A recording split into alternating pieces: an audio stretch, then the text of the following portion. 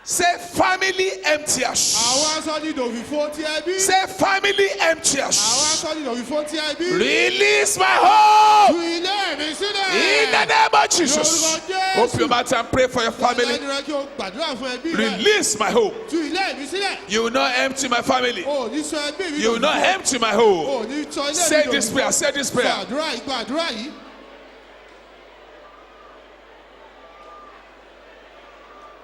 Amen. Àmín. Say family emptiers. Àwọn aṣọ ní di òfìfo. Release my children. Ọmọ mi sílẹ̀. In the name of Jesus. Lórúkọ Jésù. Pray this prayer. Release my Gbàdúrà children. dáadáa, tú àwọn ọmọ mi Release sílẹ̀. my children. Tú Release àwọn my ọmọ mi children. sílẹ̀, tú àwọn ọmọ mi sílẹ̀. Release my children. Tú àwọn Release ọmọ my mi sílẹ̀, tú children. àwọn ọmọ mi sílẹ̀.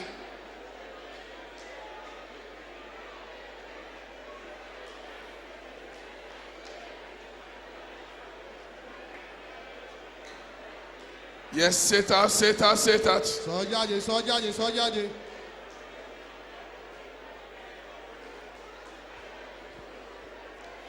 Amen. Àmín. Say blood of Ní Jesus. ẹ̀jẹ̀ Jésù. You can do better than O lè ṣe that. dára ju eléyìí lọ. Shout it again loud and Ilé rẹ̀ clear. lóhùn rárá. Purify my family.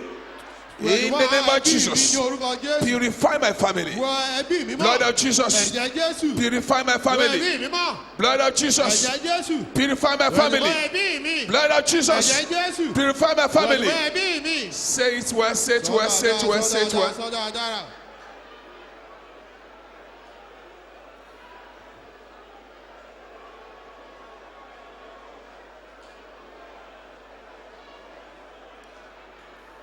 Amen. Àmín.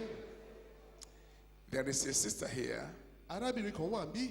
You need to pray this next prayer very well. Òun láti gbàdúrà tó kàn yín dáradára. If truly you want to see a change in your family, Ká pé lóòótọ́ ló fẹ́ rí ìyípadà nínú ẹbí you rẹ. want to see a change in your own Ló life, fẹ́ rí ìyípadà nínú ayé rẹ gangan.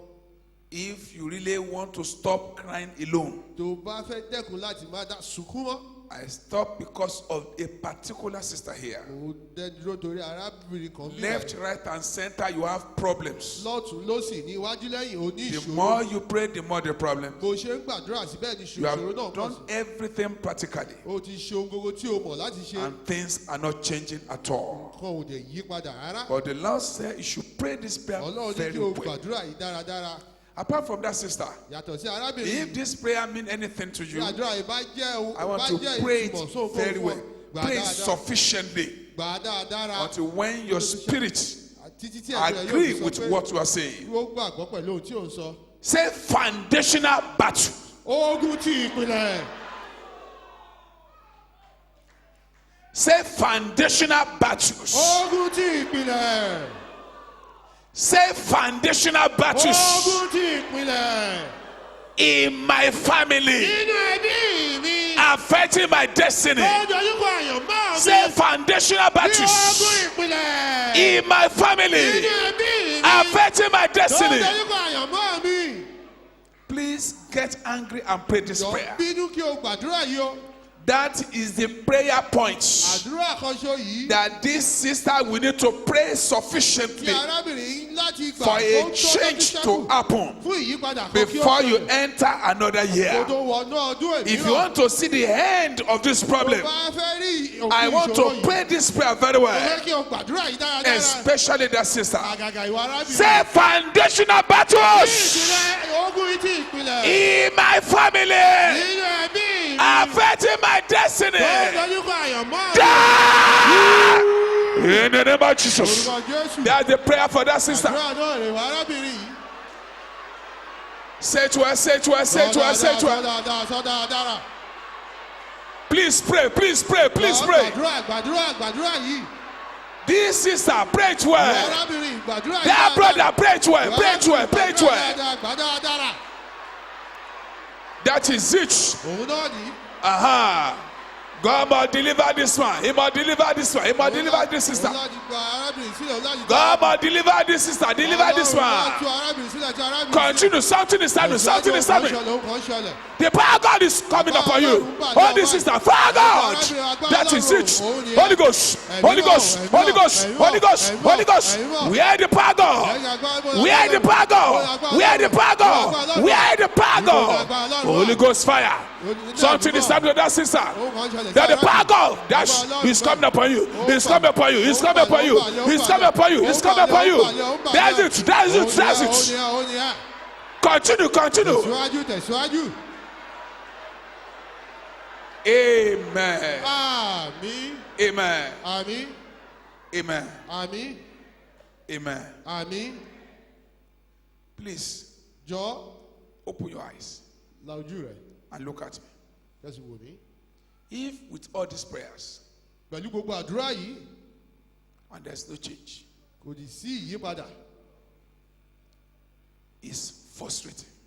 Ó jẹ́ ohun tó ń fa ìjákulẹ̀ I bá. refuse to mention names, Mo kọ̀ láti dárúkọ but the sister that's supposed to pray the prayer is not praying. arábìnrin tó yẹ kó gbàdúrà It's yìí kó gbàdúrà. unfortunate. Ó ṣe ní láàánú. It's Ó unfortunate. ṣe ní láàánú. Stop complaining. Má ṣe sọ àwáwí This mọ́. is the answer to your problem. Sí ìṣòro rẹ rèé. If you can destroy this foundational battle, tó bá lè pa your ogun life will ìpìlẹ̀ move yìí forward. ayé rẹ yóò So I stop you. I want you to look at it very well. Mo dá yín The dúró, mo fẹ́ kẹ́ fellow wo- God revealed to me is Ẹni tí not Ọlọ́run praying. fi wọ̀n He's mí, not praying kò at tiẹ̀ all. gbàdúrà He's just rárá. mumbling words. Ó kàn Nobody gbẹ̀dú lásán cares. ni, kò sẹ́ni What tó is fi mọ̀. important Ohun tó ṣe pàtàkì. is your life to move Òun forward. fún ayé rẹ kí ó tẹ̀síwájú.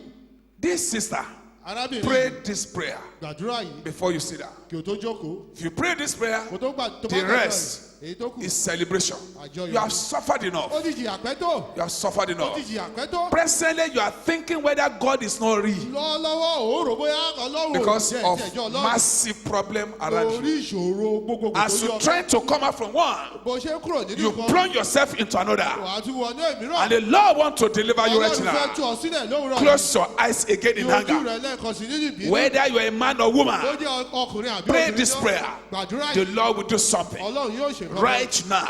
Lọ́lọ́ báyìí. If you are that sister, Kágbọ̀n ní arábìnrin yìí. and what I said, describe your situation. Ohun tí mo sọ yìí ó ṣe àpèjúwe I will ohun not tí say ó more là than kọjá. this, Mi ì ní sọ ju eléyìí but I lọ. advise you to pray Ṣùgbọ́n mo gbè ọ́ so that you níyànjú know there will gbàdúrà. not be satanic carry over to another year. Pé kọjá ti Sàtánì lọ sí. Pray this ọdún prayer náà. before you sit down. Gbàdúrà yìí kí o tó jókòó. Say foundational battles Ogun ìpìlẹ̀. in my family Ẹbí mi. affecting my destiny. Lórúkọ àyànmọ́ mi. Die! In the name of Jesus. Lórúkọ Jésù. Yes, yes, yes, yes. Bẹ́ẹ̀ni, bẹ́ẹ̀ni, bẹ́ẹ̀ni. Continue, continue, continue. Tẹ̀síwájú, tẹ̀síwájú, tẹ̀síwájú. There must be deliverance today. There must be deliverance today. Ìtúsílẹ̀ láti wà lónìí. There must be deliverance today. Receive your deliverance. Receive your deliverance. Receive your deliverance. Receive your deliverance now. Ìtúsílẹ̀ rẹ nísìn. That is it. You are coming up. You are coming up. You are coming up. You are coming up. You are coming up. You are coming up. You are coming up. You are coming up. You are coming up.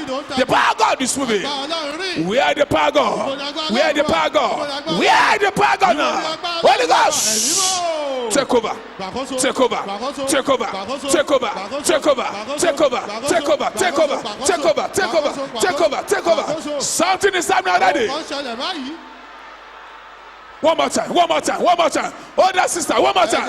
One more time. One more time. Yes. Bẹ́ẹ̀ni. Say to her. Say to her. Say to her. Sọ dáadáa. Holy Ghost. Ẹ̀mí Move. mọ́. Yes. Bẹ́ẹ̀ni. Yes. Bẹ́ẹ̀ni. Yes. Oh, this sister. Oh, this Ẹ̀jẹ̀ sister. arábìnrin. Holy Ghost. Ẹ̀jẹ̀ arábìnrin. Holy Ghost. Ẹ̀mí mọ́. Holy Ghost. Ẹ̀mí mọ́. Holy Ghost. Ẹ̀mí mọ́. Holy Ghost. Ẹ̀mí mọ́. Holy Ghost. Ẹ̀mí mọ́. Holy Ghost. Ẹ̀mí mọ́. Holy Ghost Ẹ̀mí mọ́. fire. Bẹ́ẹ̀ni. That is it. Ó ní ẹ́. Aha. Bẹ́ẹ̀ni. Aha. Bẹ́ẹ̀ni. Yes. Bẹ́ẹ̀ni. Yes. Bẹ́ẹ̀ni. Yes. Bẹ́ẹ̀ni. Push it a little. Push it a little. Push it a little. Easy. Push it a little. Push it a little. Gbàdúrà sí.